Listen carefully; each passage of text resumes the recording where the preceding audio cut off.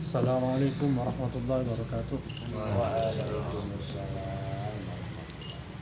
Innal hamdalillah nahmaduhu wa nasta'inuhu wa nastaghfiruh wa na'udzu billahi min shururi anfusina wa min sayyiati a'malina. Asyhadu an la ilaha illallah wahdahu la syarika lah wa asyhadu anna Muhammadan abduhu wa rasuluh.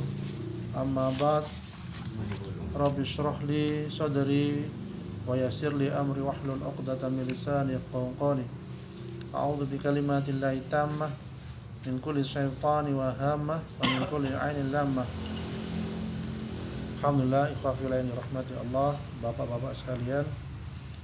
Bersyukur kita kepada Allah Subhanahu wa taala pada kesempatan ini bisa berkumpul walaupun mungkin tadi ada tanda-tandanya karena lampu padam ya.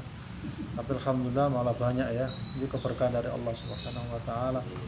Ya. Jadi di balik ujian ya insyaallah ada hikmah yang bisa kita ambil di sini. Ya. Ikhwafillah dirahmati Allah, ya. Kita termasuk bukan pejuang yang pertama. Ya. Banyak pendahulu kita ya, pejuang-pejuang yang membela kebenaran, membela Islam, dan alhamdulillah sehingga Islam sampai pada tempat kita, sampai kepada diri kita ya, dan sampai kepada bangsa kita ini ya. Dan kita bersyukur termasuk umat Islam yang paling banyak seluruh dunia ya. Berapa? Kurang lebih 200 jutaan ya, insyaallah, alhamdulillah. Tapi mari kita menambah kualitas kita agar ibadah kita oleh Allah Subhanahu wa taala diterima, agar ibadah oleh Allah Subhanahu wa taala ya diterima dan juga masuk surganya Allah Subhanahu wa taala. Ya. Ikhwafillah dirahmati Allah, kita memaknai perjuangan ini merupakan tugas kita masing-masing. Ya. Dikisahkan ada seorang datang menemui Rasulullah dan bertanya, "Ya Rasul, tahukah engkau orang yang berperang untuk mencari pahala dan popularitas? Apa yang didapatkan oleh orang seperti itu?" Ya, jadi ada orang katakanlah yang berjuang berdakwah untuk popularitas. Ya. Kemudian apa yang didapatkan oleh orang seperti itu? Itu tanyanya dia. Kemudian Rasul menjawab, dia tidak mendapatkan apa-apa. Ya, kemudian orang itu mengajukan pertanyaan yang sama hingga 3 kali. Dan Rasul memberikan jawaban yang sama ya. Kemudian Rasul menegaskan, sesungguhnya Allah tidak akan menerima amal perjuangan kecuali yang ikhlas dan semata-mata mengharap ridhonya ya. Jadi para pejuang pun ditata hatinya betul. Dia berjuang supaya disebut pahlawan, apa dia berjuang karena Allah Subhanahu wa taala. Kemudian yang kedua, tujuan utama dalam merealisasikan perjuangan adalah menjunjung tinggi kalimat Allah, bukan mencari popularitas dan ambisi dunia. Jadi perjuangan itu adalah karena mahabbatullah atau cinta kepada Allah Subhanahu wa taala. Cinta Allah dan tentu saja juga cinta kepada Rasulnya Muhammad sallallahu alaihi wasallam.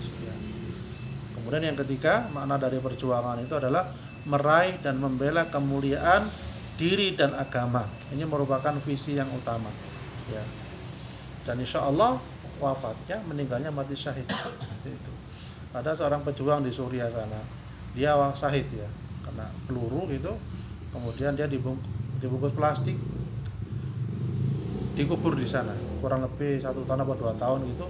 Baru oleh teman-temannya atau saudaranya diambil mau dipindahkan. Apa yang terjadi? Ternyata jasadnya masih utuh dan tetesan darahnya ternyata masih ada. Maksudnya kayak baru kemarin. Dan suatu saya lihat di videonya ini masih celana pakai celana levis.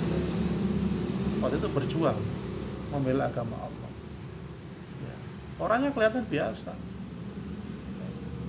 Jadi itu Allah jaga dan Allah berikan rizki walaupun orang mengatakan itu meninggal dunia. Ikhwafillah rahmati Allah, ada ayat-ayat yang perlu kita ketahui dalam Al-Quran yang bertak keutamaan tentang jihad ya, atau mujahidin perang. Ya. Wala taqulu liman yaqtalu fi sabilillahi amwat bal ahya walakin la tash'urun. Ya.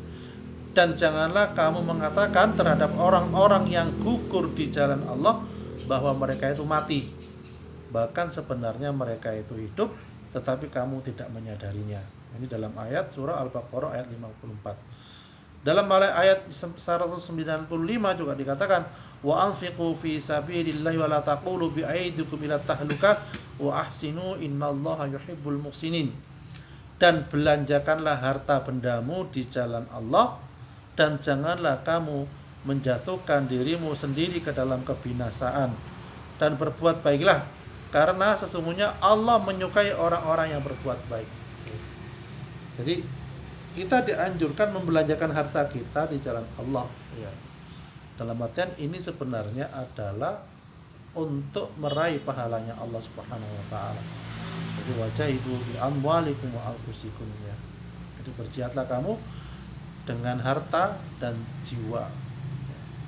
Kemudian dalam surah Al-Baqarah ayat 218 juga disampaikan innalladzina amanu walladzina hajaru wajahadu fi sabilillah ulaika yarjuna rahmatallah wallahu ghafurur rahim. Sesungguhnya orang-orang yang beriman, orang-orang yang hijrah dan berjihad di jalan Allah, mereka itu mengharapkan rahmat Allah dan Allah Maha Pengampun lagi Maha Penyayang. Kalau ditanya tentang kebahagiaan seseorang, bahagia siapa? Orang yang berjuang di jalan Allah dan dengan orang yang hanya berdiam diri atau duduk-duduk tidak mau berjuang di jalan Allah. Ya otomatis orang yang berjuang di jalan Allah itulah orang yang bahagia. Karena apa? Itu gantinya langsung dari Allah Subhanahu wa taala. Ya.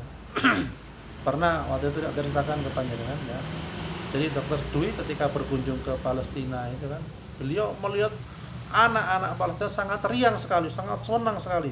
Walaupun mungkin ada dentuman bom apa gitu, mereka kayak berlari-lari, katakanlah dalam artian bergurau, sendagurau, sangat meriah dibandingkan anak-anak Indonesia. Waktu itu ya dibandingkannya. Padahal di sana terjadi perang. Karena apa? Karena di sana insya Allah termasuk bumi jihad. Ya. Jadi sampai mohon maaf sayur-sayuran itu jarang dipupuk di sana. Ya. Sedangkan orang yang mati syahid kan banyak. Sayur-sayuran itu subur-subur tanpa pupuk. Pupuknya apa? Ya darah para syuhada itu. Ya. Anggurnya, apelnya Masya Allah subur. Lalu itu pernah ditunjukkan videonya, apelnya, anggurnya Masya Allah ya, besar-besar. Kurmanya pun juga besar-besar ya. Jadi tanaman pun merasakan kebahagiaan orang yang jihad di jalan Allah. Saking bahagianya tanaman itu mereka subur, tumbuh dengan bagus ya. Jadi seperti itu.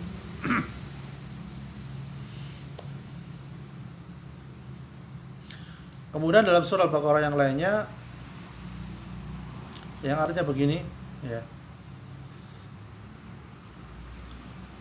Perumpamaan nafkah yang dikeluarkan oleh orang-orang yang menafkahkan di jalan Allah, hartanya di jalan Allah adalah serupa dengan sebutir benih yang menumbuhkan 7 bulir. Pada tiap-tiap bulir 100 biji. Allah melipat gandakan ganjaran bagi siapa saja yang dikehendaki. Dan Allah Maha luas karunia-Nya lagi Maha mengetahui. Jadi orang yang berjuang di jalan Allah atau menjalankan kebaikan, insya Allah Allah akan melipat gandakan pahala itu. Ya. Kemudian dalam ayat yang lain juga disampaikan orang-orang yang menafkahkan hartanya di jalan Allah, kemudian mereka tidak mengiringi apa yang dinafkahkannya itu dengan menyebut-nyebut pemberiannya. Dan dengan tidak menyakiti perasaan si penerima, mereka memperoleh pahala di sisi Tuhan mereka, tidak ada kekhawatiran terhadap mereka, dan tidak pula mereka bersedih hati ya. Kadang namanya setan tuh tidak pengen kita tuh umat Islam pahalanya banyak, bahkan masuk surga mereka nggak pengen. Sehingga ketika ada masalah yang pernah diberi disebut-sebut ya Banda, itu loh kalau tidak karena saya dia tidak akan sukses kayak gini. Sekarang saya katakanlah saya kurang dana, kurang apa, mau pinjam aja nggak diperbolehkan. Dulu dia nggak punya apa-apa, ini dia melarat dulu tak bantu dan sebagainya. Itu banyak kejadian kayak gitu kan ya. Memang menjengkelkan orang yang pernah kita bantu dan ketika kita butuh mereka tidak mau membantu balik kita kan itu ya. Nah, seperti itu. Itu banyak kejadian seperti itu. Ya itu setan juga menggoda agar kita tidak ikhlas terhadap apa yang pernah kita bantukan. Ya, seperti yang tak ceritakan kapan hari itu kan ya. Jadi ketika ada seorang yang dalam satu hari itu tidak bisa makan, dia miskin. Ya, pada hari itu ingin makan, tidak punya makanan, sehingga pada pagi-pagi si suaminya keluar rumah untuk mencari makanan. Tidak nemu sampai sore hari, belum dapat makanan. Entah itu mau bekerja atau bagaimana, dia belum mendapatkannya. Setelah itu dia pulang ke rumah, ya istrinya apa marah? Tidak. Disampaikan, wah, ditanyakan pada istrinya, dapat makanan apa pada hari ini? Tidak dapat. Terus bagaimana? Ya tunggu sebentar, saya istirahat sejenak. Ya, waktu itu mungkin maghrib ya. Itu habis isya dia keluar lagi mencari makanan. Kemana-mana tidak nemu-nemu. Ya, akhirnya sampai jam 12 malam ketemulah masjid di situ. Dia masuk kepada masjid, dalam masjid ya, dia berdoa, dia sholat berdoa kepada Allah Subhanahu wa taala. Dan dengan menghidupkan lilin ya supaya agak terang sedikit ya. Pada jam yang sama ada seorang raja pada waktu itu yang bingung, dia gelisah. Mau ngapain gelisah? Sumpek. Ya, untuk menutupi kesumpekannya supaya dirinya bahagia, akhirnya dia mau menafkahkan hartanya yaitu berupa kepingan emas dibungkus dan makanan juga. Ya, dengan minta petunjuk kepada Allah, ya Allah, ya intinya dia mau ngasihkan kepada siapa yang berhak ini ya Allah ya. Akhirnya dia naik kendaraan enggak disetir ke sana kemari enggak, disuruh jalan sendiri sambil dia numpang kendaraannya itu. Akhirnya untanya katakanlah jalan terus sampailah ketemu masjid itu tadi.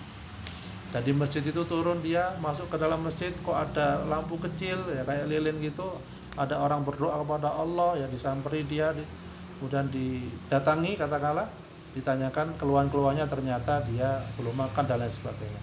Akhirnya apa yang terjadi? Berikanlah kepingan emas itu tadi. Ya, sambil dikatakan kepada dia yang miskin tadi itu, wahai fulan, andai kata kamu punya hajat, punya kebutuhan, ya ada keperluan, hubungi saya. Oh, enak kan? Disuruh hubungi raja. Ya, kalau kita mohon maaf ketika datang ke bupati atau ke gubernur atau ke presiden, kemudian presiden atau gubernur menyampaikan, wahai fulan, kalau kamu butuh apa-apa hubungi saya. Senang apa enggak? Wah, senang.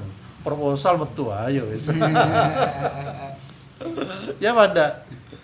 Proposal ya banyak Bapak ngomong saya dekat bupati, ngomong saya dekat dengan gubernur nih, asik ini ngaji mumpung ini. Angel. Ayo. Seperti itu. Ayo sudah wis nih. Bawa sebanyak-banyaknya. Kalau bisa di karang-karang kan itu ya macam-macam lah. Ya enggak salah. Tetapi ternyata apa jawaban si fulan yang miskin tadi, yang sangat butuh makanan tadi, yang sangat butuh harta tadi, yang butuh perabotan, butuh rumahnya bagus, butuh rumahnya mewah, dia menjawab begini, wahai raja, andai kata saya membutuhkan sesuatu, saya akan minta kepada Allah. Bayangkan, andai kata saya butuh harta, butuh makan, butuh apa, saya akan minta kepada Allah, bukan kepada sampean. Ya, Masya Allah ya. Jadi ini sangat bagus sekali ya, ketergantungannya kepada Allah Subhanahu wa taala walaupun kondisinya miskin.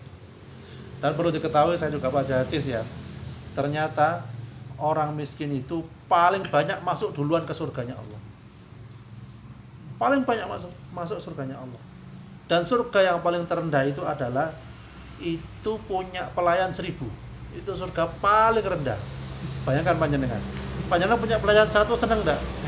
2 seneng, 5 seneng, ini 1000 tidak nanggung-nanggung. Jadi panjenengan minta buah, tolong ambilkan buah, ambil. Tolong ambilkan makanan, ambil. Enak sudah. Ya. Tolong ambilkan ini itu buah. Oh, Masya Allah. Jadi tidak usah disuruh karena sudah jalan sendiri dia. Ngambilkan sesuatu makanan, hidangan, tempatnya disediakan, kendaraannya disiapkan. Katakanlah seperti itu. Permadani yang indah, waduh, itu 1000. Panjenengan tidak usah bayar. Terendah itu. Apalagi yang tinggi sudah tidak bisa bayangkan. Masya Allah ya. Dan itu diuntukkan siapa? Yaitu umat Islam, orang yang beriman, kemudian juga orang yang berjihad di jalan Allah Subhanahu wa taala ya. Dan semoga kita termasuk mujahid, orang yang berjuang di jalan Allah dan masuk surganya Allah Subhanahu wa taala.